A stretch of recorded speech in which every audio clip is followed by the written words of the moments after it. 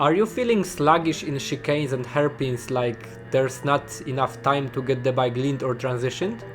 You're not the only one. Actually, it might not be a skill issue, but something much more simple that you probably even haven't thought of. A bike setup fix that doesn't take more than 5 minutes and you can do it in your own garage, all by yourself. But before we start, let me introduce myself so that you know I'm here to help you. My name is Mike. I'm a professional motorcycle racing instructor from Poland. I've been riding bikes my whole life, and since 2014 I've been practically living on the tracks, moving from one track to the other in my race van. And since 2019 I've been coaching other riders as well, both on and off the racetrack. Today we'll talk about probably the most ignored thing in amateur racetrack riding, a motorcycle ergonomics setup. And let's begin with a crucial question. What is the most important factor that gets the motorcycle to change direction? It's mainly the handlebars. They need to be well positioned so you can push or pull effortlessly, but it's not the only thing. We'll get to that. The bigger the bike, the faster you go, or either the quicker the direction change is needed for a given turn, the more important the proper setup of all the motorcycle ergonomy is. If you get it adjusted for yourself, while also consciously using the counter steering technique and your whole body all together, you'll get immensely faster right away. In fact, that's my secret way of being really strong in tight turns, apart from being super light, athletic fast and quite experienced. We'll go through all the things one by one, both the setup and the riding technique tips, taken from my practical experience. If you really wanna level up your cornering pace, stay till the end. I promise you will. By the way, I hope you're aware of what a counter steering technique is. If not, let me know in the comments, so I can adjust the level of the future videos. I said I won't be doing tutorials anymore, as I want this channel to be pure action, mixed with daily motorsport vibes. But if there's a bunch of people that will want me to explain something in simple terms, I might do so for you from time to time. Now let's dive straight into this one. Let's start with the handlebars. If you're riding a fat bar equipped bike like a naked one, this one is not really for you, and so you can skip to the next chapter if you wish. What's really important with steering is that you have to find the sweet spot that is based on a few distinct points. The first one is your body build. If you're a big guy or a girl with a very long arms, the handlebars should be set up equally wider and longer. And the second thing is your motorcycle. The bigger or stronger the bike is, the more force you need to use to get it leaned or transitioned. Here, having longer and wider bars helps a lot, even if you're a dwarf like me.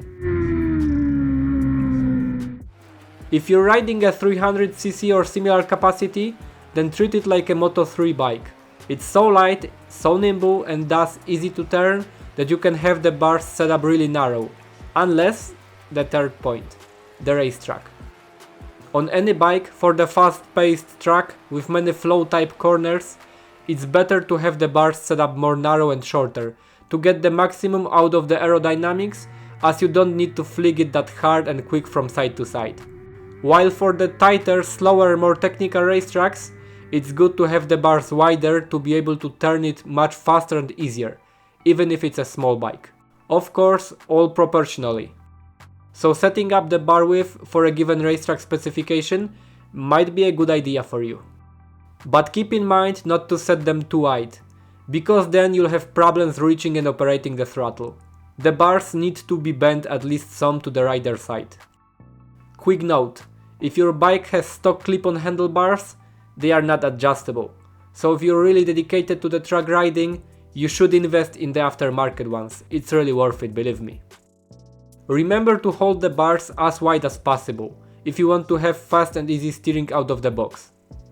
The wider you grab them, the less force it will require to steer the bike.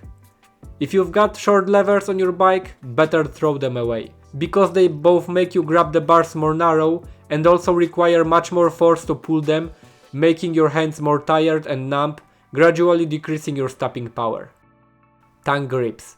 If you don't have them yet on your bike, make sure to buy and install a set of solid tongue grips that will take much of the force of your hands and put them where it should be, on the legs, providing much easier grip so you don't have to work out too much to be able to hold yourself to the bike. Rearsets, foot pegs. When I started track riding, there was a trend of moving the foot pegs all the way back and up into the air to make the position more sporty by being more leaned over.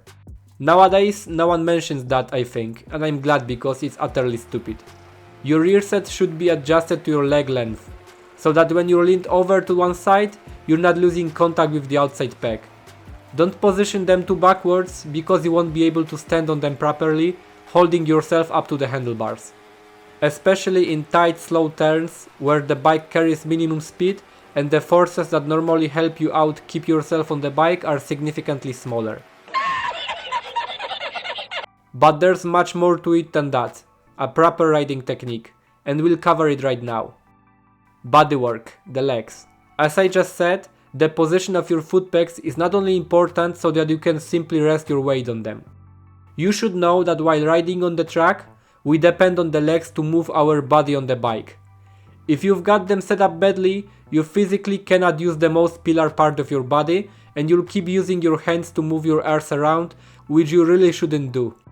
The handlebars are only meant to steer the bike and to support your upper body during initial heavy braking phase. The rest of the time, you shouldn't rely on the handlebars at all. The less you hold to them, the better for the bike and for yourself. You'll be less physically tired and feel the bike talk to you way more about what's happening in a given moment. If you want to improve your riding even further, I can help you with that online, either during a one-on-one video call session, or you can also send me your onboard video for a detailed analysis. Check the links in the description. You can help me grow this channel by asking questions in the comments or by buying me a virtual cup of coffee for sharing all these tips for free.